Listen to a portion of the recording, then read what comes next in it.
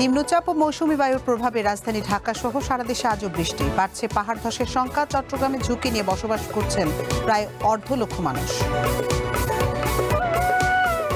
উচ্চ মাধ্যমিক পরীক্ষায় এবার অনুপস্থিত 27,000-এর বেশি শিক্ষার্থী। শিক্ষা পদ্ধতির পরিবর্তন ও প্রতিষ্ঠানের জবাবদিহি সংকটকে দায়ী করছেন সংশ্লিষ্টরা। বড় বাণিজ্যিক সম্পর্ক থাকার পরও দেশে কার্যক্রম নেই চায়নার কোনো ব্যাংকের। নীতিগত বাধা দূর করা গেলে খুলতে পারে বিনিয়োগের নতুন দুয়ার।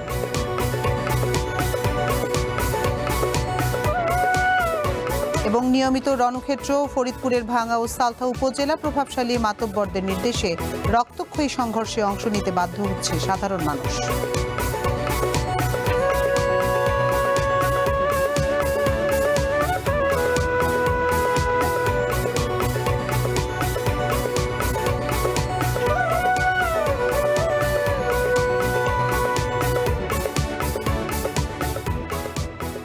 স্বাগত ওয়ান বুলেটিনে, আপনাদের সাথে আছে আতিফা আঞ্জুমান। শিরোনাম শুনছিলেন এতক্ষণ, এবার চলে যাচ্ছি পুরো খবরে।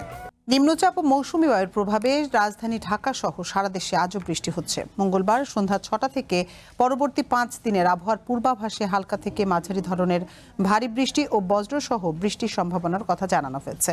পূর্বাভাসে বলা হয়, রংপুর, ময়মনসিংহ, বরিশাল, চট্টগ্রাম ও সিলেট বিভাগের অধিকাংশ জায়গায় এবং রাজশাহী, ঢাকা এবং খুলনা বিভাগের অধিকাংশ জায়গায় অস্থায়ীভাবে দমকা হাওয়া সহ হালকা থেকে মাঝারি ধরনের ভারী বৃষ্টি ও বজ্রসহ বৃষ্টি হবার সম্ভাবনা রয়েছে। সেই সাথে রংপুর, ময়মনসিংহ, বরিশাল, চট্টগ্রাম ও সিলেট বিভাগের কোথাও কোথাও ভারী থেকে অতি ভারী বৃষ্টির সম্ভাবনা রয়েছে। এ সময় সারা দেশে দিন এবং রাতের তাপমাত্রা প্রায় অপরিবর্তিত থাকতে পারে বলে জানায় আবহাওয়া অফিস। নিম্নচাপের কবলে গোটা দেশ। টানা বৃষ্টি আর জলাবদ্ধতায় দুর্ভোগে রাজধানীবাসী। এ নিয়ে বিস্তারিত জানাতে মিরপুর থেকে আমাদের সঙ্গে যোগ দিচ্ছেন সহকর্মী রহিম রুমন। রুমন, রাজধানীতে তো টানা বৃষ্টি হচ্ছে, এর প্রভাব কেমন দেখছেন আপনি? কর্মজীবী মানুষদের অফিসে যেতে কি ধরনের ভোগান্তি পোহাতে হচ্ছে জানাবেন আমাদের। আতিফা, আগের বুলেটিনে আমরা জানাচ্ছিলাম যে খোলা আকাশের নিচে যেসব শ্রমজীবী মানুষ কাজ করেন তারা কিন্তু বেশ সংকটের মধ্য দিয়ে যাচ্ছেন। যদি বিশেষত বলি যে ফুটপাতে যারা দোকানদারি করেন কিংবা যারা রিক্সা শ্রমিক আছেন, এই নিম্ন আয়ের যে মানুষগুলো রয়েছে তারা কিন্তু বেশ দুর্ভোগে রয়েছেন। আপনি যেমনটি বলছিলেন যে টানা বৃষ্টির কবলে কিন্তু গোটা দেশ রয়েছে। আমরা ইতিমধ্যেই দেখেছি যে চট্টগ্রাম পার্বত্য অঞ্চলের বেশ কয়েকটি পাহাড় ধসের মতো ঘটনাও কিন্তু ইতিমধ্যে ঘটেছে এবারের যে টানা বৃষ্টি, সেই বৃষ্টিতে। এবং এই বৃষ্টির ফলে কিন্তু নানানভাবেই কিন্তু মানুষকে দুর্ভোগে পড়তে হচ্ছে। আপনি জানেন যে গতকাল আমরা দেখেছি যে চট্টগ্রাম শিক্ষা বোর্ডের এইচএসসি পরীক্ষা স্থগিত করতে বাধ্য হয়েছে কর্তৃপক্ষ। এমন পরিস্থিতিতে আমরা সারা দেশেই কিন্তু বৃষ্টির কবলে মানুষকে এক ধরনের দুর্ভোগের ভিতরে দেখছি। রাজধানীর পরিস্থিতিটা বরাবরের মতোই ভিন্ন, বরাবরের মতোই এখানে কিন্তু আমরা লক্ষ্য করছি যে মানুষের দুর্ভোগ কিন্তু নিদারুণ দুর্ভোগ। আমরা খোলা আকাশের নিচে যেটি বলছিলাম যে খোলা আকাশের নিচে যারা ব্যবসা বাণিজ্য করেন, কাজকর্ম করেন, তারা কিন্তু বেশ দুর্ভোগে রয়েছেন। আমরা বেশ কয়েকজন রিক্সা শ্রমিকের সাথে কথা বলেছি। তারা বলছিলেন যে সকাল থেকে এখন পর্যন্ত কেউ কেউ একটি কিংবা দুটি ভাড়া কিন্তু তারা পেয়েছেন, যেটি সাধারণ সময়ের তুলনায় সেটি অনেক কম। তারা বলছেন যে এই বৃষ্টির কারণে প্রত্যেক বছরই কিন্তু তাদের এই দুর্ভোগের মধ্যে পড়তে হয়। এই সময়টাতে তাদের কিন্তু এই দুর্ভোগটি হয়। আতিকা, আপনি জানেন যে ভারতের উড়িষ্যা এবং ঝাড়খণ্ডের একটি নিম্নচাপের প্রভাবে কিন্তু বাংলাদেশের বিভিন্ন অঞ্চলে কিন্তু বৃষ্টির কবলে পড়েছে। আমরা বেশ কিছুক্ষণ লক্ষ্য করেছি যে বৃষ্টি আসলে কিন্তু থেমে গিয়েছিল। আমরা আবারও লক্ষ্য করছি এই মুহূর্তে আবার কিন্তু বৃষ্টি শুরু হলো। আপনি আমার সহকর্মীর মাধ্যমে হয়তো দেখতে পাচ্ছেন।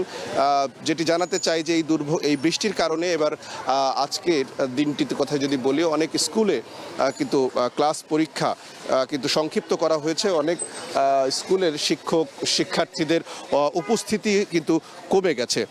আতিকা, আপনি জানেন যে এই যে বৃষ্টি, সেই বৃষ্টির কারণে রাজধানীর যে নিম্ন অঞ্চলগুলো রয়েছে, নিম্ন অঞ্চলগুলো কিন্তু জলাবদ্ধতা সৃষ্টি হয়।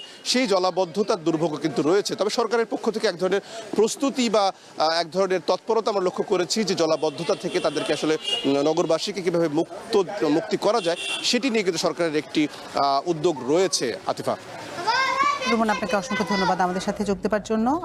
রাজধানীর আবহাওয়া পরিস্থিতি নিয়ে জানাচ্ছিলেন সহকর্মী রহিম রুমন। নিম্নচাপের প্রভাবে আজও সকাল থেকে দেশের বিভিন্ন এলাকায় বৃষ্টি পড়ছে। এদিকে টানা 3 দিনে বৃষ্টিতে রাঙ্গামাটিতে পাহাড় ধসের আশঙ্কা বেড়েছে। পাহাড়ের পাদদেশে বসবাসকারী প্রায় 50,000 মানুষকে নিয়ে উদ্বিগ্ন প্রশাসন। ঝুঁকিপূর্ণ এলাকা থেকে লোকজনকে সরিয়ে নিতে চলছে তৎপরতা। খোলা হয়েছে 42টি আশ্রয় কেন্দ্র। রাঙ্গামাটি শহরের শিমুলতলি, রূপনগর, ভ্যাদভেদি, লোকনাথ মন্দির সহ 28 এলাকাকে পাহাড় ধসে ঝুঁকিপূর্ণ এলাকা হিসেবে চিহ্নিত করেছে প্রশাসন। শহরে জগন্নাথ মন্দির আশ্রয় কেন্দ্রে 22 পরিবার আশ্রয় নিয়েছে। তাদের জন্য খাবার ও সুপেয় পানির ব্যবস্থা করা হয়েছে। এদিকে বৈরী আবহাওয়ার কারণে সাময়িকভাবে বন্ধ ঘোষণা করা হয়েছে সাজেক পর্যটন কেন্দ্র। এছাড়া ভারী বৃষ্টিপাত থাকায় বান্দরবানের পর্যটন কেন্দ্রগুলো 10 জুলাই পর্যন্ত বন্ধ ঘোষণা করেছে প্রশাসন। অন্যদিকে দেশের 4 সমুদ্র বন্দরকে 3 নম্বর স্থানীয় সতর্ক সংকেত দেখিয়ে যেতে বলা হয়েছে। পূর্বাভাস অনুযায়ী খুলনা, বরিশাল, চট্টগ্রাম ও সিলেট বিভাগের বেশিরভাগ জায়গায় এবং রংপুর, রাজশাহী, ঢাকা ও ময়মনসিংহ বিভাগের অনেক জায়গায় অস্থায়ীভাবে দমকা হাওয়া ও হালকা থেকে মাঝারি বৃষ্টি কিংবা বজ্রসহ বৃষ্টি হতে পারে।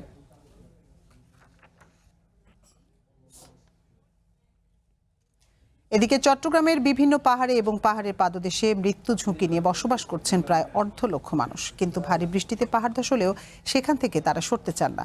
প্রশাসনের মাইকিং অভিযান কিছুতেই কাজ হয় না। বিভিন্ন জায়গা থেকে আসা নিম্ন আয়ের মানুষদের দাবি, বিকল্প বাসস্থান না থাকায় বাধ্য হয়ে তারা জীবনের ঝুঁকি নিয়ে এখানে বসবাস করছেন। নিম্নচাপের প্রভাবে 2 দিন ধরে চলছে টানা বৃষ্টি। পাহাড় ধসের সতর্কতা জারি করায় চরম আতঙ্কে জীবন পার করছে বন্দরনগরের প্রায় 6,500 পরিবার। জেলা প্রশাসনের হিসাবে নগরীর আকবরশাহ, মতিঝর্ণা, কাট্টরি সহ বিভিন্ন পাহাড়ি এলাকায় চরম মৃত্যু ঝুঁকি নিয়ে বাস করছে 50,000-এর বেশি মানুষ, যাদের অধিকাংশই বিভিন্ন জেলা থেকে আসা নিম্ন আয়ের বাসিন্দা। বিকল্প বাসস্থান না থাকায় বাধ্য হয়েই জীবনের ঝুঁকি নিয়ে বসবাস করছেন বলে জানান তারা। আমাদের আর কোথাও যাওয়ার রাস্তা নাই দিয়ে আমরা সরকারি জায়গার মধ্যে আমরা এখন বসবাস করতেছি। বাইরে ডুঙ্গারে আসে আমাদের বাংলাদেশ থাকতেছে, ঠিক আছে, কিন্তু ওরা আশ্রয় পাচ্ছে, জায়গা পাচ্ছে, কিন্তু আমরা অসহায়, আমরা কিছু পাইতেছি না।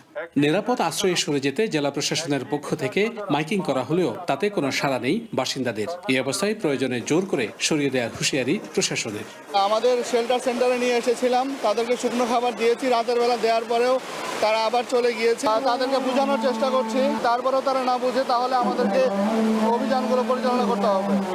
এরই মধ্যে পাহাড়ে ঝুঁকিপূর্ণ বসবাসকারীদের সরিয়ে নিতে 8টি আশ্রয় কেন্দ্র খোলা হয়েছে। অবশ্য বাসিন্দাদের অধিকাংশই সেখানে যেতে চান না। Shahnaz Riton, One News, Chattogram. এনে বিস্তারিত জানাতে চট্টগ্রাম থেকে আমাদের সঙ্গে যোগ দিচ্ছেন শাহনওয়াজ রিটন। এই মুহূর্তে চট্টগ্রামের আবহাওয়া পরিস্থিতি কেমন দেখছেন? যে আমি দেখতে পাচ্ছি যে আপনার পিছনে এখনো বৃষ্টি হচ্ছে এবং জলাবদ্ধতা তৈরি হয়েছে। বর্তমানের এই মুহূর্তে পরিস্থিতি জানাবেন এবং পাহাড়ে ঝুঁকিপূর্ণ বসবাসকারী যারা আছেন তাদেরকে মাইকিং করেও দেখা যায় যে সরানো যায় না। এর কারণটা আসলে কি, তারা কি বলছেন, প্রশাসন আসলে কি বলছে এই বিষয়ে?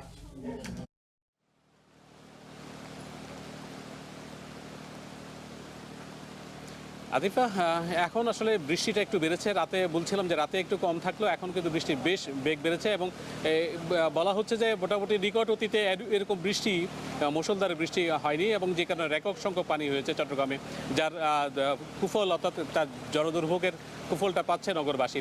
এখানে জলাবদ্ধতা প্রকল্প, বড় একটি প্রকল্প বাস্তবায়ন হচ্ছিল, সেটির প্রায় 70% কাজ শেষ। বাকি যে কাজগুলো আছে সেগুলোর কারণে কিছুটা দুর্ভোগ পোহাচ্ছে বিভিন্ন জায়গায়। বিশেষ করে যে সমস্ত প্রকল্পের যে সমস্ত বাঁধগুলোর কারণে সিটি কর্পোরেশনের মাননীয় মেয়র এবং অন্যান্য মন্ত্রী তারা এসেই সফর করেছেন, তারা চেষ্টা করেছিলেন অন্তত এই সময়টাতে দুর্ভোগ যেন কিছুটা কমানো যায় এবং চলমান প্রকল্প অবস্থার মধ্যে তারা অনেক বাঁধ কেটে দিয়ে আপাতত সমস্যার সমাধান করার চেষ্টা করেছে। কিন্তু সেটি আসলে এই এত ব্যাপক বৃষ্টি সেটি কিন্তু তারা গ্রহণ করতে পারেনি। অর্থাৎ নগরের যে একটা ধারণ ক্ষমতা, এত বৃষ্টি একসঙ্গে ধারণ করার মতো তাদের আসলে নেই। আমি সকাল থেকে দেখছিলাম যে সিটি কর্পোরেশনের মেয়র এখানে কাজ করছিলেন, বিভিন্ন জায়গায় গিয়ে একটু আগে প্রবর্তক বলেছিলেন, এখন আছে কাতালগঞ্জে। মেয়র মহোদয়, আপনাকে একটু বলতে চাই, আসলে সবসময় তীরটা আপনার দিকে আসে যে জলাবদ্ধতা হলে, আপনি হয়তো বেশি দিকে হননি, আসেনি, কিন্তু এই কেমন আসলে আপনি বলছিলেন যে জলাবদ্ধতার যে একটা সহনীয় অবস্থায় আছে সেটি কিন্তু দেখছি না আমরা। হ্যাঁ, আসলে তো এখন তো এটা প্রাকৃতিক দুর্যোগ বলা যায়, কারণ এখানে তো স্বাভাবিক বৃষ্টি নেই। এটা স্বাভাবিক একটা বৃষ্টি আছে, কিন্তু এখন যেটা 412 মিলিমিটার গতকাল 3টা পর্যন্ত যেটা রেকর্ড করা হয়েছে 24 ঘন্টা, এটা গত 43 বছর ইতিহাসে আমার মনে সর্বোচ্চ। এবং এখনও যে বৃষ্টিপাত হচ্ছে সেটা কন্টিনিউয়াস বৃষ্টি, এখানে কোনো ইন্টারাপশন নেই, কোনো থামাথামি নেই। কাজে আমি মনে করি এই যে প্রাকৃতিক এই দুর্যোগে আমাদের মূল কাজ হবে সমস্ত রাজনৈতিক দ্বিধাদ্বন্দ্ব ভুলে গিয়ে আমরা মনে করি সাধারণ মানুষের পাশে দাঁড়ানো, যেটা আমরা এখন চেষ্টা করছি। সাধারণ মানুষের বিভিন্ন ধরনের শুকনো খাবার নিয়ে আমরা তাদের পাশে থাকতে চাই এবং আমরা মনে করি চট্টগ্রাম সিটি কর্পোরেশনের বড় দায়িত্ব হচ্ছে যে নগরের একজন সেবক হিসাবে মানুষের পাশে থাকা, এবং আমি সবাইকে বলবো মানুষের পাশে থাকতে। এবং আমরা মনে করি যে চট্টগ্রাম সিটি কর্পোরেশনের উদ্যোগে সংস্থা সেবা প্রদানকারী সংস্থাগুলো কিন্তু সবাই মাঠে আছে, সবাই কষ্ট করছে, সিডিও কাজ করছে, আর্মিরা কাজ করছে, জেলা প্রশাসক কাজ এর করছে। সুফল কখন পাবে বলে আশা করছেন? এটা আমরা মনে করি যে আমাদের এটা তো একটা ডিজাস্টার, এটা একটা প্রাকৃতিক দুর্যোগ, কাজে এটা যখন কেটে যাবে আমাদের এই যে আর্মিরা যেটা কাজ করছে, এই যে এখন যেখানে দাঁড়িয়ে আছে এটা হিজরাকাল পার্ট, কাজে হিজরাকালের কাজ এখন শেষ হয়নি, কাজে এই কাজটা শেষ হতে তাদের আরও নভেম্বর, জানুয়ারি, ডিসেম্বর, জানুয়ারি, ফেব্রুয়ারি লাগবে। এবং পাশে যে জামাল খানাল সেটাও কাজ চলছে, বামুনশাহী খালের কাজ চলছে, তাদের রামপুরা খালের কাজ চলছে, হ্যাঁ, এবং তাদের আজব বাহার খালের কাজ চলছে। কাজে এই যে কাজগুলো যখন শেষ হবে আগামী বছরে ফার্স্টের দিকে তারা শেষ করতে পারবে বলেছে, ফেব্রুয়ারি মার্চের দিকে। কাজে এটা শেষ হলে দৃশ্যমান একটা রেজাল্ট ইনশাল্লাহ আপনার অবশ্যই সুফল হবে। তবে যেটা প্রাকৃতিক দুর্যোগ হয় সেখানে আর কিছু করার থাকে না, কারণ খালগুলো উপচে পড়া থাকে, বঙ্গোপসাগর এখানে আছে, জোয়ারের একটা ব্যাপার আছে, কারণ বাংলাদেশের চট্টগ্রাম একমাত্র যায় যেখানে বঙ্গোপসাগর আছে, কাজে জোয়ারের একটা ব্যাপার এখানে আছে। দীর্ঘদিনের যে দুঃখ নগরবাসী সেটির আসলে কাজে এখানে জোয়ার যখন থাকবে সেখানে আপনাদের অবশ্যই এইটাও মেনে নিতে হবে, কারণ অন্য শহরে তো আর জোয়ার নেই, কারণ এই অন্যান্য শহরে তো আর বঙ্গোপসাগর নেই। কাজে এই জিনিসটা আমাদের যেমন যে পাহাড়ের মধ্যে ঝুঁকিপূর্ণ বসবাস আছে, আপনারা বিভিন্ন প্রশাসন থেকে পাহাড়ের এখন সবচেয়ে বেশি রিস্কে হচ্ছে যে তাদেরকে আমরা সতর্ক করেছি, গতকাল আমি নিজে গিয়েছি, আজকেও এখন আমরা গিয়েছি এবং সেখানে তাদেরকে আমরা ঝুঁকিপূর্ণ এলাকা থেকে শেল্টার হাউস আমরা নিয়ে আসছি। তবে এখন যেটা হচ্ছে পাহাড়ি ঢলও কিন্তু নামছে, পাহাড়ি ঢল নামার কারণে আমাদের ড্রেনগুলো এখন অনেক বালি মিশ্রিত হয়ে সেখানে আপনার ড্রেনগুলো আপনার জল সেখানে আপনার অবস্ট্রাকশন হয়ে যাচ্ছে। তো এগুলো আমরা আমাদের ইয়াতে গিয়ে আমাদের লোকজন কাজ করছে, পরিচ্ছন্ন কর্মীরা।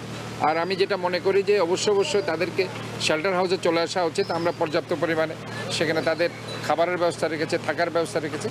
কাজে আমরা মনে করি যে এখানে তাদেরকে মানবিক বিপর্যয় যাতে না হয় এটা আমাদেরকে লক্ষ্য রাখতে হবে এবং সবাইকে এই ব্যাপারে সতর্ক থাকতে হবে। এবং যে লেভেলে যারাই ধরেন যে দল করুক না কেন, এই জায়গায় মানবতার ব্যাপারে সবাইকে ঐক্যবদ্ধ থাকতে হবে। সবাইকে এক হওয়ার বার্তা দিলেন। আপনাকে অসংখ্য ধন্যবাদ। কথা বলছিলেন সিটি কর্পোরেশনের মেয়র ডক্টর শাহাদাত হোসেন। তিনি যেটি বলছিলেন যে এটা একটি দুর্যোগ, প্রাকৃতিক দুর্যোগ। এই দুর্যোগে যেন দল মত নির্বিশেষে নাগরিক হিসেবে সবাই কাজ করেন এবং তার যে সাধারণ মানুষ যে দুর্ভোগ পোহাচ্ছে সেখান থেকে যেন মানুষ রক্ষা পায়, এই জন্য সবার সহযোগিতা কামনা করেছেন।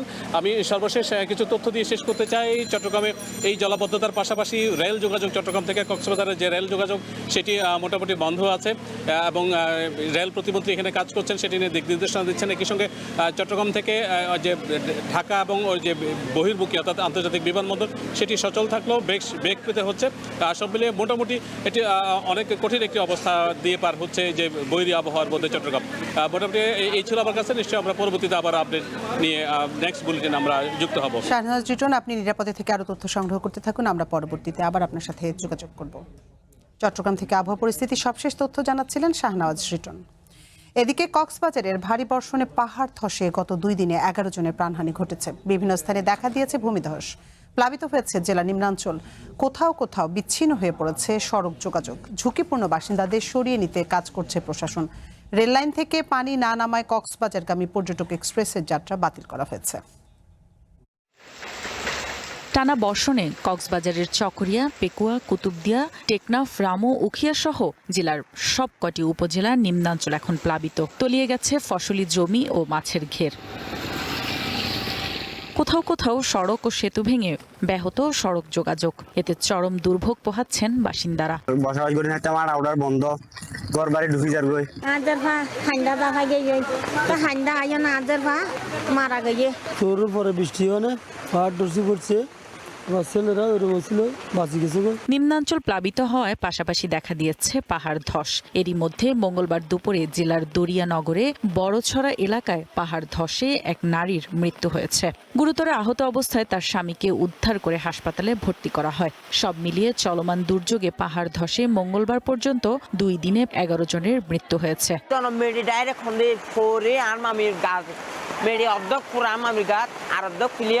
আর মামার এটাই পার দরিয়ায় মরে গিয়ে দুজনের হাতে লাগিয়ে এটা একদম এটা ঘোষণা করে দিয়েছে। ঝুঁকিপূর্ণ বাসিন্দাদের সরিয়ে নিতে মাইকিং সহ দুর্যোগ মোকাবিলায় কাজ করছে জেলা প্রশাসন। কি পরিমাণ বৃষ্টিপাত হচ্ছে এবং পানির লেভেল কোন পর্যন্ত আছে কোন নদীতে আমরা প্রতিনিয়ত আপডেট পাচ্ছি। কিছু জায়গায় ফ্লাশ ফ্লাড তাৎক্ষণিকভাবে কিন্তু পানিটা দ্রুত নিষ্কাশন হয়ে যাচ্ছে। ভারী বৃষ্টি অব্যাহত, ঘর বসতি ছেড়ে আশ্রয় কেন্দ্রে যেতে অনীহা পাহাড়ে বসবাসরতদের। গৃহস্থলীর সামগ্রী ও সম্পদ রক্ষায় প্রাণপণ চেষ্টা তাদের। One national desk. এই নিয়ে বিস্তারিত জানাতে কক্সবাজার থেকে আমাদের সঙ্গে যোগ দিচ্ছেন FM সুমন। গত 2 দিনের টানা বর্ষণে তো চট্টগ্রামের কক্সবাজারের বিভিন্ন জায়গায় পানি জমেছে, পাহাড় ধসে প্রাণহানির ঘটনা আমরা দেখতে পেরেছি। সবশেষ সেখানকার আবহাওয়া পরিস্থিতি জানাবেন এবং চট্টগ্রাম থেকে কক্সবাজারের ট্রেন চলাচল বন্ধ যেটা আমরা জানতে পেরেছি, সেই বিষয়ে সবশেষ কি তথ্য আছে আমাদেরকে জানাবেন এবং যাত্রী ভোগান্তি আসলে কোন পর্যায়ে গেছে?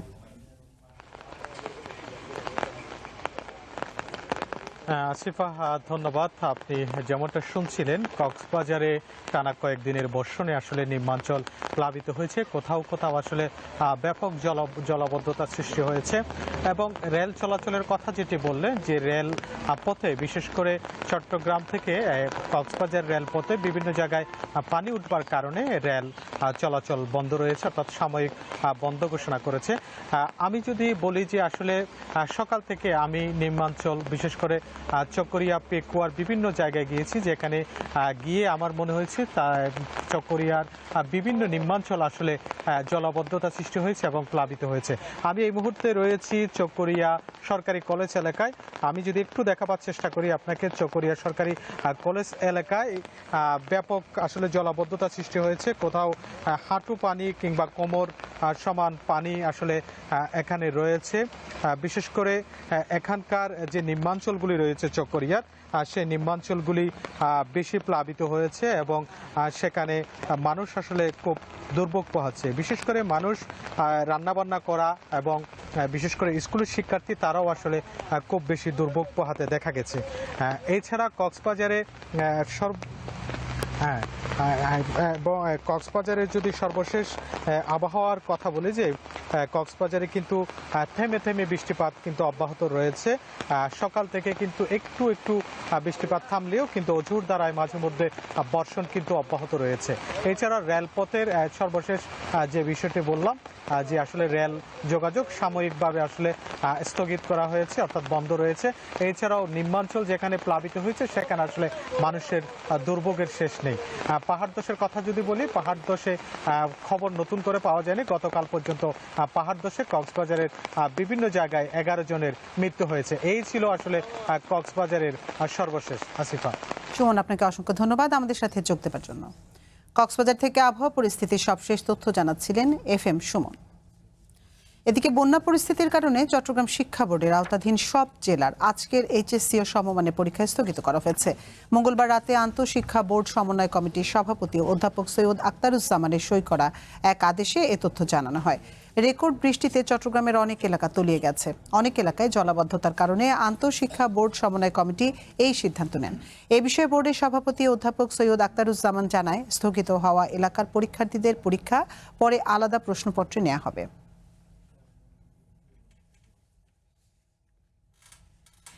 HSC ও সমমান পরীক্ষায় এবার অনুপস্থিত 27,000-এর বেশি শিক্ষার্থী। এর পেছনে বারবার শিক্ষা পদ্ধতির পরিবর্তন, শিক্ষার্থীদের আত্মবিশ্বাসে ঘাটতি সহ নানা কারণকে দায়ী করছেন বিশেষজ্ঞরা।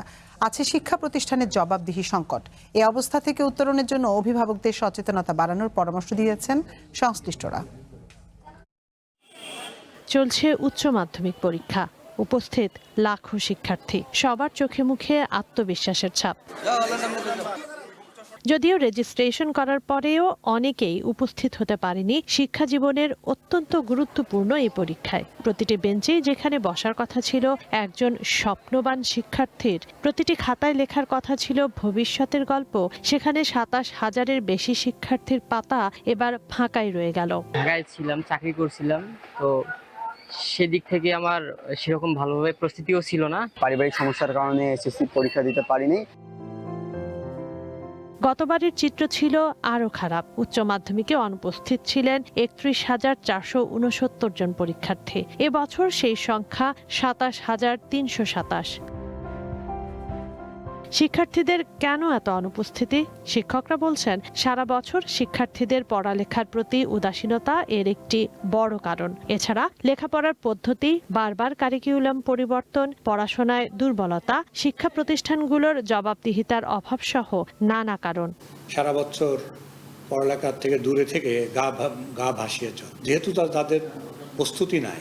প্রস্তুতি না থাকলে ক্লাসরুমে যাওয়া, পরীক্ষার হলে যাওয়া একটা সাহসের বিষয়। শিক্ষাবিদরা বলছেন, শিক্ষার্থীর চেয়ে শিক্ষা পদ্ধতির দায় এখানে বেশি। রয়েছে তাদের আত্মবিশ্বাসের অভাবও। কোয়ালিটি এডুকেশনের জন্য তো কোয়ালিটি টিচার দরকার। আমরা কি কোয়ালিটি টিচার নিচ্ছি? তারা আগে শিক্ষা সংস্কার কমিশন করবেন, সেই কমিশনই বলে দিবে শিক্ষা নীতি কেমন হবে, শিক্ষা দর্শন কেমন হবে, শিক্ষা কারিকুলাম কেমন হবে, টেক্সট বুক কেমন হবে। টিচার আছে, তারা ক্লাসটাকে খুব বেশি গুরুত্ব না দিয়ে আমার মনে হয় যে অন্যদিকে সময়টা বেশি ব্যয় করেছে এবং এটাতে তারা লাভবান বেশি হয়েছে। এতে করে তারা টিচিং লার্নিং থেকে বিচ্ছিন্ন পুরোপুরি না হলেও মনোযোগ বিচ্ছিন্ন আছে। আগামী বছরগুলোতে কোনো শিক্ষার্থী পরীক্ষায় অনুপস্থিত থাকবেন না, এমন প্রত্যাশা শিক্ষক ও বিশেষজ্ঞদের। তারা বলছেন, এজন্য প্রয়োজন প্রতিষ্ঠানের পাশাপাশি বাবা মায়ের সচেতনতা। তানজিনা অন্ত, ওয়ান নিউজ, ঢাকা। বাংলাদেশ চায়নার বছরে বাণিজ্য প্রায় $25 বিলিয়ন, কিন্তু এত বড় বাণিজ্যিক সম্পর্ক থাকার পরও দেশে এখনো কার্যক্রম শুরু করেনি চায়নার কোনো ব্যাংক। ফলে ইউয়ানে সরাসরি লেনদেনও সীমিত। ব্যবসায়ী বিশেষজ্ঞরা বলছে, নীতিগত বাধা দূর করা গেলে ব্যাংকিং খাতে চায়নার বিনিয়োগের নতুন দুয়ার খুলতে পারে। বাংলাদেশের সবচেয়ে বড় বাণিজ্যিক অংশীদার এখন চায়না। 2024-25 অর্থ বছরে বাণিজ্যের পরিমাণ ছিল প্রায় $19 বিলিয়ন। এর মধ্যে চীন থেকে বাংলাদেশ $18.56 বিলিয়ন পণ্য আমদানি করে। বিপরীতে দেশটিতে রপ্তানি হয় $694.49 মিলিয়ন পণ্য। যদিও অনানুষ্ঠানিক হিসেব যোগ করলে বাণিজ্যের পরিমাণ প্রায় $25 বিলিয়ন বলছেন আমদানিকারকেরা। বিপুল এই বাণিজ্য থাকার পরও বাংলাদেশে এখনও কোনো চায়না ব্যাংকের শাখা বা পূর্ণাঙ্গ কার্যক্রম নেই। এমনকি চায়নার অর্থায়নে হওয়া বড় বড় মেগা প্রকল্পে নির্ভর করতে হচ্ছে ব্রিটেন, আমেরিকা বা তৃতীয় কোনো দেশের ব্যাংকের উপর। ব্যবসায়ীরা বলছেন, আমদানি রপ্তানির লেনদেন ডলারে নিষ্পত্তি হয়। চায়নার ব্যাংক থাকলে ইউয়ানে লেনদেন করা যেত, এতে সময় ও খরচ দুটোই কমতো। আমাদের সব এখন ডলারে এলসি করতে হচ্ছে। আমরা কেন চাইনিজ মানিতে করতে পারি না? একটা ব্যাংক কেন হচ্ছে না? চীন যদি আজকে এখানে আপনার ব্যবসা একটা ব্যাংক উদ্বোধন করে সেখানে যে সে পুঁজিটা নিয়ে আসবে, এখন যে আমাদের ব্যাংকের যে পুঁজি ক্রাইসিস, ফান্ড ক্রাইসিস, তারা ফাইন্যান্স করতে পারতেছে না। ওর টাকাটা আসলে আপনার মিনিমাম 100 ফ্যাক্টরিতে তারা ইনভেস্ট করতে পারবে, ওয়ার্কিং ক্যাপিটাল দিতে পারবে।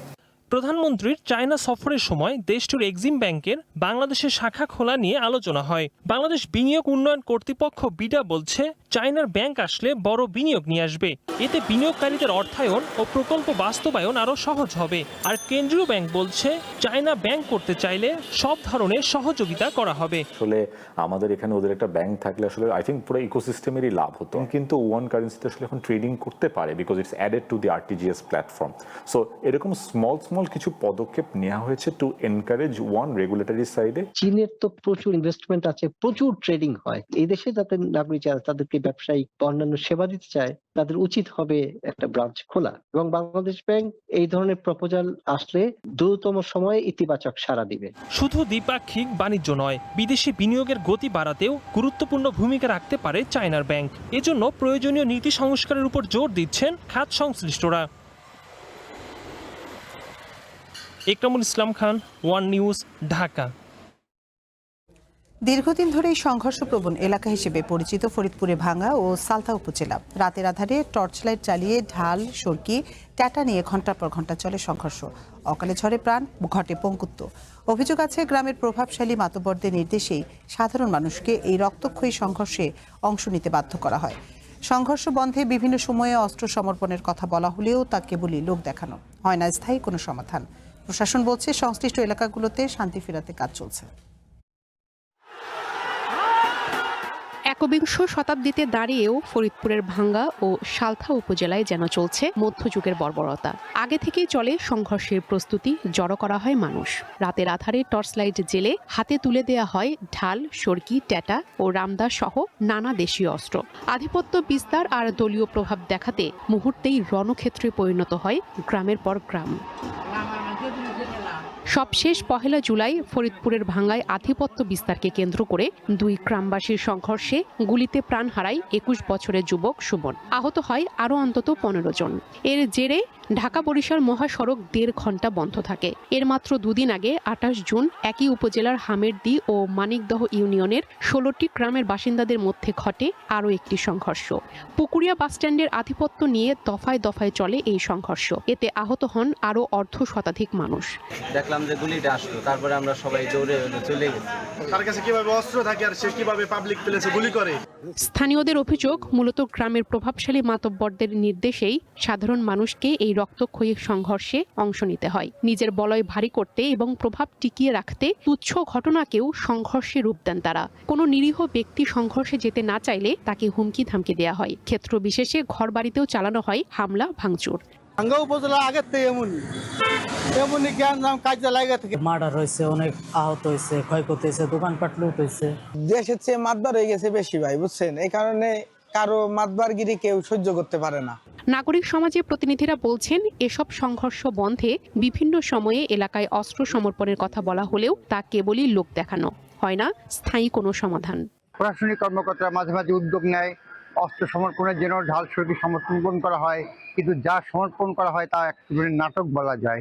পুলিশ ও উপজেলা প্রশাসন বলছে, গোত্রগত কলহ ও জমিজমা সংক্রান্ত দ্বন্দ্বের জেরে সহিংসতা বন্ধে এবং সামাজিক শান্তি ফেরাতে কাজ চলছে।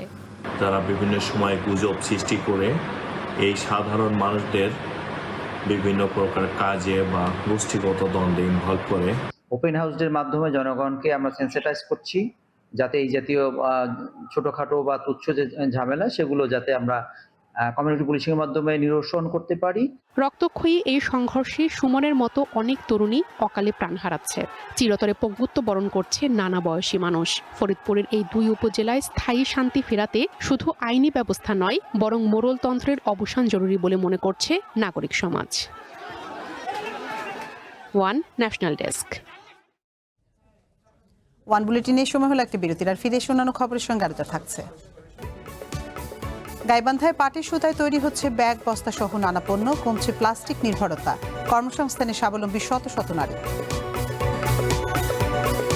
প্লাস্টিকের ব্যবহার কমিয়ে পরিবেশ বান্ধব পণ্যের দিকে ঝুঁকছে দেশ, আর সেই পরিবর্তনের সঙ্গে তাল মিলিয়ে গাইবান্ধায় পাটের সুতা দিয়ে তৈরি হচ্ছে ব্যাগ, বস্তা সহ নানা পণ্য। এতে একদিকে যেমন দেশের বিভিন্ন প্রতিষ্ঠানের চাহিদা পূরণ হচ্ছে, অন্যদিকে কর্মসংস্থান ও স্বাবলম্বী হওয়ার সুযোগ তৈরি হয়েছে শত শত নারীর। গাইবান্ধা শহর থেকে প্রায় 2 কিলোমিটার দক্ষিণে বিসিক শিল্পনগরীতে গড়ে উঠেছে পাটজাত পণ্য উৎপাদনকারী প্রতিষ্ঠান। সেখানে পাটের সুতা দিয়ে তৈরি হচ্ছে পরিবেশ বান্ধব ব্যাগ, বস্তা সহ নানা ধরনের চটের সামগ্রী। কারখানার ভেতরে সকাল থেকে চলে কর্মব্যস্ততা। কেউ সুতা তৈরি করছেন, কেউ তাতে কাপড় বুনছেন, কেউ ব্যাগ সেলাই, লেমিনেশন কিংবা প্রিন্টিং এর কাজ করছেন।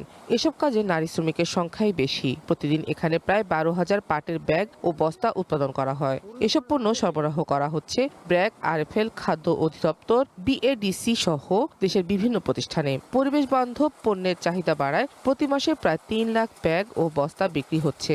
ওই জুট মিলে সুতা থেকে বস্তা বানাই, এখানে চট হয়, এখানে আমাদের কপ মেশিন আছে, বিম মেশিন আছে, আমাদের লুম আছে। এখানে চট তৈরি হয়, এবার এখানে প্রিন্ট হয়, বস্তা বানানো হয়, বেল হয়, এলে বাইরে বিভিন্ন সরকারি গোডাউনে চলে যায়। আমরা খুব সেফটি সহকারে কাজ করি। আমাদের প্রত্যেকটা পাশে পাশে সিসি ক্যামেরা লাগানো আছে। দিন 600 টাকা আসে, এই টাকা নিয়ে যা আমরা ছেলে মেয়েকে মানুষ করে সংসার চালাই। আমার অনেক কষ্ট ছিল, এখানে কাজ করি আবার অনেক ভালো ছিল। এই প্রতিষ্ঠানে কাজ করছেন 3 শতাধিক নারী ও অর্ধ শতাধিক পুরুষ। নিয়মিত আয়ের সুযোগ পেয়ে অনেকের পরিবারে ফিরেছে সচ্ছলতা। স্থানীয় অর্থনীতিতেও পড়ছে ইতিবাচক প্রভাব। যারা পিছিয়ে পড়েছিল নারীরা, তারা অগ্রগতি সামনের দিকে আগানোর একটা পথ খুঁজে পাইছে। তারা জীবন চলার পথে অনেক কষ্টে ছিল, এখানে কাজ করে তারা স্বাবলম্বী লাভ করছে। বিসিক বলছে, পাট শিল্পের প্রসারে কর্মসংস্থান যেমন বেড়েছে, তেমনি পরিবেশ বান্ধব পণ্যের বাজারও সম্প্রসারিত হচ্ছে। পুরুষের পাশাপাশি অনেক নারী শ্রমিকও কাজ করে থাকেন। এই কাজ করার পাশাপাশি তাদের যেমন একটা কাজের জায়গা হয়েছে এবং সেই সাথে তাদের একটা আর্থিক সচ্ছলতা ফিরে আসছে এবং এতে তাদের পরিবারের অন্যান্য সদস্যদের যে সমস্যাগুলো ছিল আর্থিক, এই সমস্যাগুলো মিটে গেছে। কর্মসংস্থান সৃষ্টি এবং পরিবেশ সুরক্ষায় পাট শিল্পে সরকারি ও বেসরকারি বিনিয়োগ আরও বাড়লে এই খাত দেশের অর্থনীতিতে গুরুত্বপূর্ণ অবদান রাখবে বলে মনে করছেন সংশ্লিষ্টরা। One national desk. গোপালগঞ্জ সদর উপজেলার আড়পাড়া খাগাইল সড়কের উন্নয়ন কাজে ব্যাপক অনিয়মের অভিযোগ উঠেছে। প্রায় 1,71 লাখ টাকার এই প্রকল্পে নিম্নমানের সামগ্রী ব্যবহার করা হচ্ছে। নির্ধারিত সময়েও কাজ শেষ হয়নি, এতে ভোগান্তিতে পড়েছেন কয়েকটি গ্রামের হাজারো মানুষ। এ সড়ক দিয়ে প্রতিদিন শিক্ষার্থী, কৃষক ও ব্যবসায়ীরা চলাচল করেন। দীর্ঘদিনের ভোগান্তি দূর করতে স্থানীয় সরকার প্রকৌশল অধিদপ্তর কাজ শুরু করে, কিন্তু শুরু থেকেই নিম্নমানের সামগ্রী ব্যবহার ও অনিয়মের অভিযোগ উঠেছে। তবে শুরু থেকে নিম্নমানের নির্মাণ সামগ্রী ব্যবহার এবং কাজে অনিয়মের অভিযোগ তুলেছেন স্থানীয়রা। 2 নম্বর ইট আর কিছু নয়, পোড়ামাটি চাইতে খারাপ, আজকে তো কালকে থাকবে না। ইট ভালো না, সেই জন্য তো খোয়া ভালো না বলি পরে উঠে নিয়ে লাগছে। শিক্ষাগত যোগ্যতা এই গ্রামের সবচেয়ে বেশি, অথচ এই গ্রামে কোনো উন্নয়নই হয়নি। স্থানীয়রা বলছেন, কাজ ফেলে রাখায় বৃষ্টিতে কাদা ও পানি জমে জলাবদ্ধতা তৈরি হয়েছে। এতে শিক্ষার্থী, রোগী এবং কৃষিপণ্য পরিবহনে চরম দুর্ভোগ পোহাতে হচ্ছে। ইটটা ভালো না, ফেলালি ইটটা ভেঙে যাচ্ছে। তা আমি যে সময় গাড়িতে নামাই সেই সময় কছি ইট আনছি, ইটটি ফেলালি ভেঙে যায়। এরা তো কাজ করতেছে দুর্নীতির মতনই, কিন্তু এই যে কোনোরকম দিয়ে থুয়ে যাচ্ছে, এই অবস্থা। এতে তো রাস্তা থাকবে না, কোনোরকম চাপ লাগলে তো নামিয়ে চলে যাবে। আমরা তো দুর্ভোগে আছি না, যত দ্রুত হবে ততই ভালো, আর কাজটা সবচেয়ে ভালো হবে, আমরা তো এটাই চাই। ঠিকাদারি প্রতিষ্ঠান অভিযোগ অস্বীকার করে বলছে, সরকারি নীতিমালা মেনেই কাজ চলছে, কোনো ত্রুটি থাকলে সংশোধন করা হবে।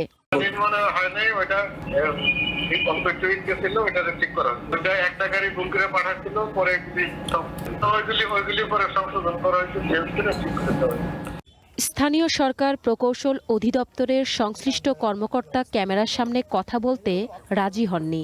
তবে কোথাও অনিয়মের প্রমাণ পাওয়া গেলে প্রয়োজনীয় ব্যবস্থা নেওয়ার আশ্বাস দেন।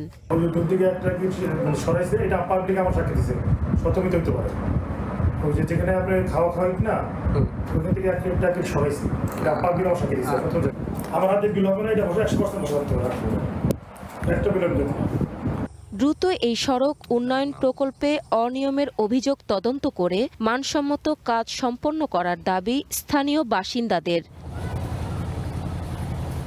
One national desk. টাঙ্গাইলে প্রায় 40 লাখ মানুষের চিকিৎসার অন্যতম ভরসা 500 শয্যার মেডিকেল কলেজ হাসপাতাল। আধুনিক সুযোগ সুবিধা নিয়ে গড়ে তোলা হয়েছে 15 তলা ভবন। তবে জনবল অর্ধেকেরও কম, তাই খুঁড়িয়ে খুঁড়িয়ে চলছে চিকিৎসা সেবা। নষ্ট হতে চলেছে কোটি কোটি টাকার আধুনিক যন্ত্রপাতি। আইসিইউ কিংবা কেবিন সেবা থেকেও বঞ্চিত হচ্ছেন রোগীরা। 500 শয্যা বিশিষ্ট টাঙ্গাইল মেডিকেল কলেজ হাসপাতাল।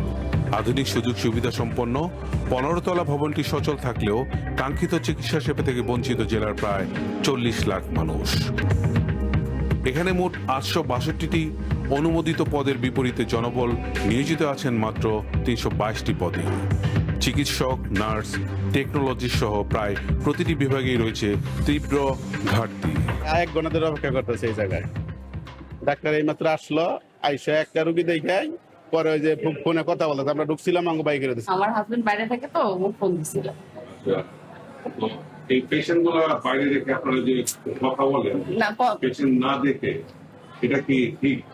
না, এটা ঠিক না। হাসপাতালে সিসিইউ চালু থাকলেও জনবল সংকটে এখনো আলোর মুখ দেখেনি আইসিইউ সেবা। কোটি কোটি টাকা ব্যয়ে কেনা আধুনিক যন্ত্রপাতি দীর্ঘদিন ধরে অব্যবহৃত পড়ে থেকে নষ্ট হওয়ার ঝুঁকিতে রয়েছে।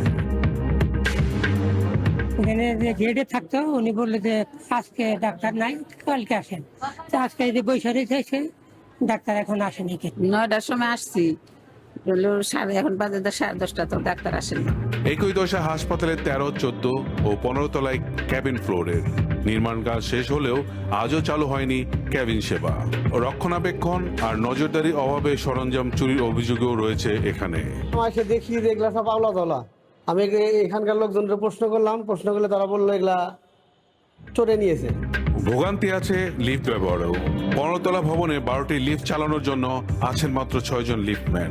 প্রতি শিফটে কাজ করছেন মাত্র 2 জন, আছে নিরাপত্তার ঘাটতিও। ডাক্তারদের জন্য বরাদ্দ আছে, ওটাতে একজন থাকে অল টাইম, আরেকজন ওই ঘুরে ঘুরে দেখতে হয় যে কোনটায় আবার অনেকগুলো অকেজ হয়ে যায়। ছোট লিফটগুলো যা আছে এগুলা মাঝে মধ্যেই হ্যাং করে। হাসপাতালে পরিচালক জানান, অর্ধেকেরও কম জনবল নিয়ে খুঁড়িয়ে খুঁড়িয়ে চলছে প্রতিষ্ঠানটি। জনবলের ঘাটতির কারণে আমাদের কয়েকটি বিভাগ, বিশেষ করে আইসিইউ, ইএনটি, চক্ষু বিভাগ, এইগুলি আমরা অন্তর্বিভাগ চালু করতে পারি নাই। তাছাড়া অবকাঠামোর ভিতরে আমাদের সেন্ট্রাল অক্সিজেন সাপ্লাই নাই। আমরা রোগীদেরকে সিলিন্ডারের মাধ্যমে অক্সিজেন সরবরাহ করে যাচ্ছি। টাঙ্গাইল মেডিকেল কলেজ হাসপাতালে প্রতিদিন প্রায় 1500 থেকে 2000 জন বহির্বিভাগে সেবা নেন। সোহেল শরীফ, ওয়ান নিউজ, টাঙ্গাইল। ওয়ান বুলেটিনে আরেকটা বিরতি নিচ্ছে, আর ফিরে শোনানো খবরের সঙ্গে আলোচনা থাকছে। ইরানের প্রয়াত সর্বোচ্চ নেতা খামেনির মরদেহ আনা হলো ইরাকে। নাজাফ ও কারবালা শহরে শোকযাত্রা।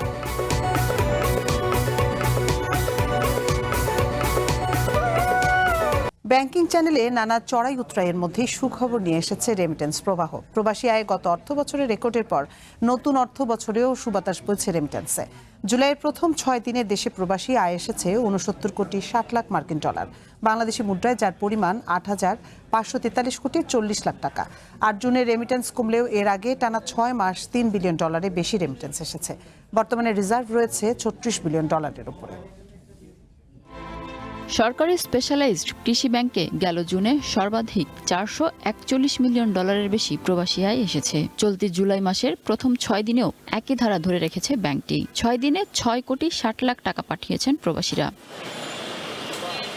বাংলাদেশ ব্যাংকের ব্যালেন্স অফ পেমেন্টের পরিসংখ্যান অনুযায়ী জুনে রেমিটেন্স সংগ্রহে বেসরকারি ব্যাংকগুলোর মধ্যে প্রথমে নিজেদের অবস্থান ধরে রেখেছে ইসলামী ব্যাংক। এখনও পরিচালক চেয়ারম্যান নিয়োগ নিয়ে টালমাটালো গ্রাহক ফোরামের আন্দোলনের মাঝেও প্রবাসী আয়ে নিজেদের অবস্থান ধরে রাখাকে চ্যালেঞ্জ বলছেন বিশেষজ্ঞরা। তৃতীয় অবস্থানে ছিল রাষ্ট্রায়ত্ত অগ্রণী ব্যাংক, যেখানে রেকর্ড 325 মিলিয়ন ডলার রেমিটেন্স এসেছে জুনে। আর জুলাইয়ের 6 দিনে এসেছে 25 মিলিয়ন ডলারের কিছু বেশি। Mina Firdaus, One News, Dhaka. ভারতের পশ্চিমবঙ্গের বারুইপুরে 12 বছরের শিশু ধর্ষণ ও হত্যার ঘটনায় প্রধান অভিযুক্ত প্রভাস মণ্ডল পুলিশের গুলিতে নিহত হয়েছে। মঙ্গলবার রাতে ঘটনার তদন্তের জন্য প্রভাসকে ঘটনাস্থলে নিয়ে যাওয়া হয়। পুলিশের দাবি, ঘটনার বিবরণ দেওয়ার মাঝেই প্রভাস এক পুলিশ কর্মীর কাছ থেকে অস্ত্র ছিনিয়ে নিয়ে পালানোর চেষ্টা করে। তাকে রুখতে পুলিশ পাল্টা গুলি চালালে গুরুতর আহত হয় সে। হাসপাতালে নেয়ার পর চিকিৎসকরা তাকে মৃত ঘোষণা করেন।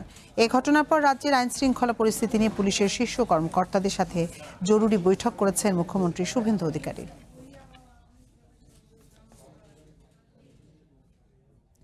হরমুজ প্রণালীতে বাণিজ্যিক জাহাজে হামলার জেরে ইরানে বড় ধরনের হামলা চালিয়েছে আমেরিকা। আন্তর্জাতিক জলপথে বাণিজ্যিক নৌযানে হামলা এবং যুদ্ধবিরতি লঙ্ঘনের জবাব দিতেই এই পদক্ষেপ নেওয়া হয়েছে বলে দাবি করেছে ওয়াশিংটন। মঙ্গলবার আমেরিকার সেন্ট্রাল কমান্ড জানায়, নিখুঁত অস্ত্র দিয়ে ইরানের 80টির বেশি লক্ষ্যবস্তুতে আঘাত হেনেছে তারা। অন্যদিকে ওয়াশিংটনের বিরুদ্ধে শান্তি সমঝোতার শর্ত ভঙ্গের অভিযোগ তুলেছে তেহরান। শান্ত হতে হতেই আবারও উত্তপ্ত হয়ে উঠল মধ্যপ্রাচ্য। আমেরিকা ও ইরানের মধ্যকার যুদ্ধবিরতির মাঝেই নতুন করে উত্তেজনা ছড়িয়ে পড়েছে বিশ্বের অন্যতম গুরুত্বপূর্ণ নৌপথ হরমুজ প্রণালীতে। আমেরিকার সামরিক বাহিনীর সেন্ট্রাল কমান্ড জানায়, হরমুজ প্রণালীতে 3টি বাণিজ্যিক জাহাজে ইরানি হামলার জবাবে এই পাল্টা আক্রমণ চালায় তারা। স্থানীয় সময় মঙ্গলবার সামাজিক মাধ্যম এক্সে দেয়া এক পোস্টে সেনকম দাবি করে, আন্তর্জাতিক জলপথে নিরীহ বেসামরিক নাবিকদের লক্ষ্যবস্তু করায় ইরানকে কঠোর মূল্য দিতে হচ্ছে। তাদের দাবি, ইরানের এই আগ্রাসন ছিল সম্পূর্ণ অযৌক্তিক, বিপজ্জনক এবং যুদ্ধবিরতির স্পষ্ট লঙ্ঘন। সেনকম জানায়, ইরানের 80টিরও বেশি লক্ষ্যবস্তুতে আঘাত হানে আমেরিকার বাহিনী। দেশটির বিমান প্রতিরক্ষা ব্যবস্থা, কমান্ড ও কন্ট্রোল নেটওয়ার্ক, উপকূলীয় রাডার সাইট এবং জাহাজ বিধ্বংসী ক্ষেপণাস্ত্রের উপর আঘাত করা হয়েছে। একই সাথে আইআরজিসির 60টিরও বেশি ছোট নৌকাতেও হামলার কথা জানায় সেনকম। ইরানের গণমাধ্যমগুলোর বরাত দিয়ে আল জাজিরা জানায়, দেশটির দক্ষিণাঞ্চলের সিরিক ও কেশম এলাকার কাছাকাছি বেশ কয়েকটি বিকট বিস্ফোরণের শব্দ শোনা গেছে। ওমান উপকূলের কাছে গত সোমবার অন্তত 3টি বাণিজ্যিক জাহাজে অজ্ঞাত বস্তুর আঘাত লাগার খবরও নিশ্চিত করে আন্তর্জাতিক সংবাদ মাধ্যমগুলো। একদিকে যখন স্থায়ী শান্তি চুক্তির চেষ্টা চলছে, ঠিক তখনই এই হামলার ঘটনা ঘটল। মাত্র 20 দিন আগে 18 জন যুদ্ধবন্ধের লক্ষ্যে একটি সমঝোতা স্মারকে সই করে ইরান ও আমেরিকা। এই হামলার পরপরই ওয়াশিংটনের বিরুদ্ধে শান্তি চুক্তির 10 নম্বর শর্ত ভঙ্গের অভিযোগ তোলে তেহরান। ইরানের পররাষ্ট্র মন্ত্রণালয় বলছে, দেশটির জ্বালানি তেল বিক্রির উপর আরোপিত নিষেধাজ্ঞায় যে অস্থায়ী ছাড় দেওয়া হয়েছিল তা বাতিল করে দিয়েছে ট্রাম্প প্রশাসন। আর এর মাধ্যমেই সমঝোতার 10 নম্বর শর্তটি স্পষ্ট লঙ্ঘন করেছে ওয়াশিংটন। তেহরানের দাবি, চুক্তি সইয়ের 1 মাস পার হওয়ার আগেই আমেরিকার এই আচরণ প্রমাণ করে ট্রাম্প প্রশাসনকে কখনোই বিশ্বাস করা যায় না। HM. Ataullah, one international desk. ইরানে আমেরিকার হামলা এবং নতুন করে বাণিজ্য নিষেধাজ্ঞা আরোপের পর বিশ্ববাজারে জ্বালানি তেলের দাম বেড়েছে। হরমুজ প্রণালীতে তেলবাহী জাহাজে হামলার প্রতিক্রিয়ায় ওয়াশিংটন এই পদক্ষেপ নিয়েছে বলে জানায় বার্তা সংস্থা রয়টার্স। হামলার খবরের পরই আমেরিকার বাজারে অপরিশোধিত তেলের দাম 2.7% বেড়ে প্রতি ব্যারেল দাঁড়িয়েছে $72.40। এদিকে আন্তর্জাতিক বাজারে এর নেতিবাচক প্রভাবে বন্ডের দাম কমেছে। এই পরিস্থিতিতে বিশ্বজুড়ে মূল্যস্ফীতি এবং সুদের হার আরও বাড়তে পারে বলে আশঙ্কা করছেন বিশ্লেষকরা। ইরানের প্রয়াত সর্বোচ্চ নেতা আয়াতুল্লাহ আলী খামেনির মরদেহ ইরাকের নাজাফে নেওয়া হয়েছে। ইরানে জানাজা এবং কয়েকদিন ব্যাপী রাষ্ট্রীয় শোকযাত্রা শেষে মঙ্গলবার খামেনির কফিনবাহী বিমানটি নাজাফ আন্তর্জাতিক বিমানবন্দরে পৌঁছায়। সেখানে ইরাকের প্রধানমন্ত্রী আলী আল জাইদি এবং দেশটির শীর্ষ শিয়া ধর্মীয় নেতারা কফিনটি আনুষ্ঠানিকভাবে গ্রহণ করেন। নাজাফ এবং কারবালা শহরে শোকযাত্রার মধ্য দিয়ে ইরানের প্রয়াত সর্বোচ্চ নেতাকে শেষ শ্রদ্ধা জানাবেন সর্বস্তরের মানুষ। আমেরিকা ও ইসরায়েলের বিমান হামলায় নিহত ইরানের সর্বোচ্চ নেতা আয়াতুল্লাহ আলী খামেনির মরদেহ এখন শিয়া মুসলমানদের অন্যতম পবিত্র শহর ইরাকের নাজাফে। ইরানের রাজধানী তেহরান এবং ঐতিহাসিক ধর্মীয় নগরী কোমের দীর্ঘ শোকযাত্রা শেষে ইরাকে নেওয়া হয় খামেনির মরদেহ বহনকারী কফিনটি। মঙ্গলবার একটি বিশেষ বিমানে করে নাজাফ আন্তর্জাতিক বিমানবন্দরে পৌঁছায় খামেনির মরদেহ। ইরাকের প্রধানমন্ত্রী আলী আল জাইদির নেতৃত্বে দেশটির রাজনৈতিক ও শীর্ষ শিয়া ধর্মীয় নেতারা খামেনির কফিন গ্রহণ করেন। হাজার হাজার ইরাকি শিয়া মুসলমান সেখানে সমবেত হন। এ সময় সেখানে তৈরি হয় আবেগঘন পরিবেশ। সমবেত জনতা খামেনির কফিন ছুঁয়ে কান্নায় ভেঙে পড়েন। হযরত আলী রাদিয়াল্লাহু তাআলাহু আনহু এর মাজার থাকায় বিশ্বজুড়ে শিয়া মুসলমানদের কাছে নাজাফ শহরটি তাৎপর্যপূর্ণ। ইরাকের শোকযাত্রায় শামিল হবেন ইরানের প্রেসিডেন্ট মাসুদ পেজেশকিয়ানও। বুধবার নাজাফের রাজপথে প্রয়াত খামেনির কফিন নিয়ে শোকযাত্রা অনুষ্ঠিত হতে যাচ্ছে। এ উপলক্ষে পুরো নাজাফ শহর নিরাপত্তার চাদরে ঢেকে ফেলা হয়েছে। প্রতিবেশী দেশগুলো থেকে এবং ইরাকের বিভিন্ন প্রদেশ থেকে লাখ লাখ মানুষ খামেনিকে শেষ শ্রদ্ধা জানাতে নাজাফে প্রবেশ করায় সীমান্ত ও সড়কগুলোতে বিশেষ তল্লাশি চৌকি বসানো হয়েছে। নাজাফের আনুষ্ঠানিকতা শেষে আয়াতুল্লাহ আলী খামেনির মরদেহ নিয়ে যাওয়া হবে শিয়া মুসলমানদের জন্য আরেক পবিত্র শহর কারবালায়। সেখানে শ্রদ্ধা জ্ঞাপন শেষে কফিনটি আবারও ইরানে ফিরিয়ে নেওয়া হবে। দেশটির মাশহাদ শহরে চিরনিদ্রায় শায়িত করা হবে এই শীর্ষ নেতাকে। সামিয়া জান্নাহ, ওয়ান ইন্টারন্যাশনাল ডেস্ক। ওয়ান বুলেটিনে আরেকটা বিরতি নিচ্ছে, আর ফিরে এসে অন্যান্য খবরের সঙ্গে আরও যা থাকছে। রুদ্ধশ্বাস লড়াইয়ে মিশরের স্বপ্ন ভেঙে আর্জেন্টিনার নাটকীয় জয়। রেফারির সিদ্ধান্ত নিয়ে ফিফার কাছে অভিযোগ মিশরের।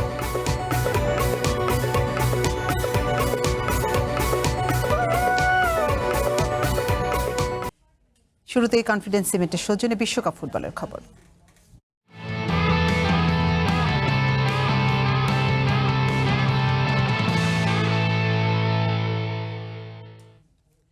এভাবেও ফিরে আসা যায়। মিশরের বিপক্ষে 2 গোলে পিছিয়ে থাকার পর 13 মিনিটের ব্যবধানে 3 গোল করে এমন বিস্ময়ের জন্ম দিল আর্জেন্টিনা। যে মেসি পেনাল্টি মিস করে আক্ষেপ বাড়িয়েছিলেন, সেই মেসি গোল করে আর্জেন্টিনাকে পৌঁছে দিলেন কোয়ার্টার ফাইনালে। রুদ্ধশ্বাস লড়াইয়ে মিশরের স্বপ্ন ভেঙে 3-2 গোলের জয়ে এখন চতুর্থ বিশ্বকাপের আরও কাছাকাছি আলবিসেলেস্তারা। বিশ্বকাপের সুপার 8-এ ওঠার লক্ষ্যে বর্তমান চ্যাম্পিয়ন আর্জেন্টিনা মুখোমুখি হয়েছিল নিজেদের ইতিহাসে প্রথমবারের মতো নকআউট পর্বে খেলতে আসা মিশরে। ম্যাচের শুরু থেকেই ছড়াতে থাকে উত্তেজনা, তবে প্রথম গোল পেয়ে যায় মোহাম্মদ সালাহরা। প্রথমার্ধের শুরুতেই ম্যাচের 15 মিনিটেই দুর্দান্ত এক হেডে মার্টিনেজকে বোকা বানিয়ে বল জালে জড়ান মিশরীয় ফরোয়ার্ড ইব্রাহিম, আর এতেই উৎসবে মাতে মুসলিম প্রধান দেশটি।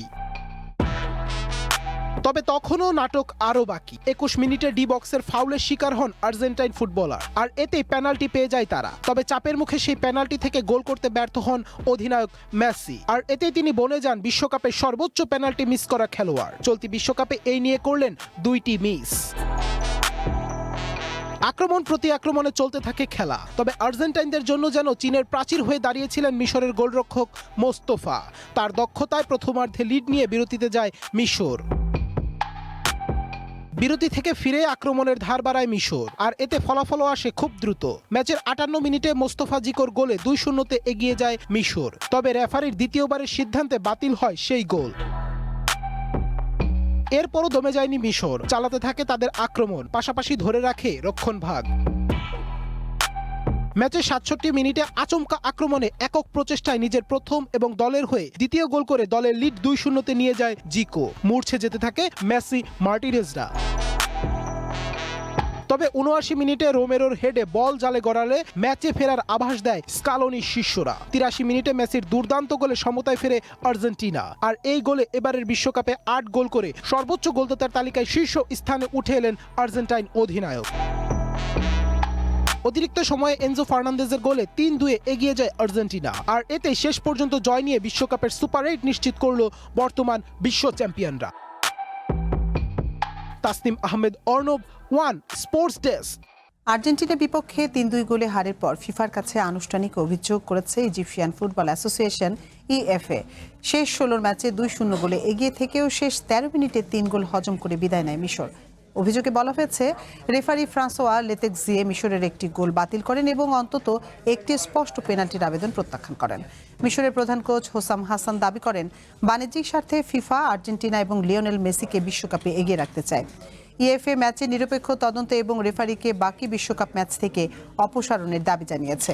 তবে এ বিষয়ে এখনো কোনো মন্তব্য করেনি ফিফা।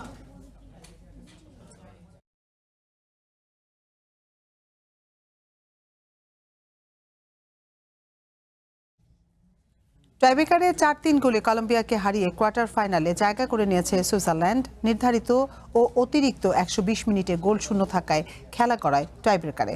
বিশ্বকাপের শেষ 16 শেষ ম্যাচে শুরু থেকে আক্রমণাত্মক ছিল দুই দল। প্রথমার্ধের 22 মিনিটে হোর্হে পুয়ের্তার দূরপাল্লার শট দারুণভাবে ফিরিয়ে দেয় সুইস গোলরক্ষক গ্রেগর কোবেল। জবাবে 31 ও 33 মিনিটে রুবেন রিডার ও দান এন্দোয়ার চেষ্টা রুখে দেন কলম্বিয়ার গোলরক্ষক। দ্বিতীয়ার্ধে গোলের জন্য মরিয়া দুই দলই গোলশূন্য থাকলে খেলা করায় অতিরিক্ত সময়। হাড্ডাহাড্ডি লড়াইয়ের পর 120 মিনিটেও গোলের দেখা না মেলায় ম্যাচটি গড়ায় পেনাল্টি শুটআউটে। এতে জয় নিয়েই কোয়ার্টার ফাইনাল নিশ্চিত করে সুইজারল্যান্ড। 12 জুলাই কোয়ার্টার ফাইনালে আর্জেন্টিনার বিপক্ষে লড়বে দলটি।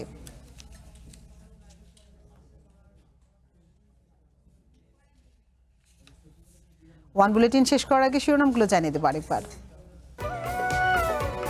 নিম্নচাপ ও মৌসুমী বায়ুর প্রভাবে রাজধানী ঢাকা সহ সারা দেশে আজও বৃষ্টি, বাড়ছে পাহাড় ধসের সংখ্যা।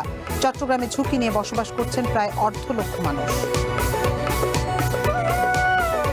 উচ্চ মাধ্যমিক পরীক্ষায় এবার অনুপস্থিত 27,000-এর বেশি শিক্ষার্থী। শিক্ষা পদ্ধতির পরিবর্তন এবং প্রতিষ্ঠানের জবাবদিহির সংকটকে দায়ী করছেন সংশ্লিষ্টরা।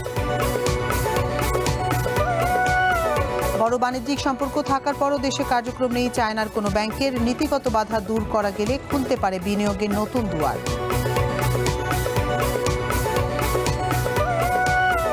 এবং নিয়মিত রণক্ষেত্র ফরিদপুরের ভাঙ্গা ও সালথা উপজেলা। প্রভাবশালী মাতব্বরদের নির্দেশে রক্তক্ষয়ী সংঘর্ষে অংশ নিতে বাধ্য হচ্ছেন সাধারণ মানুষ।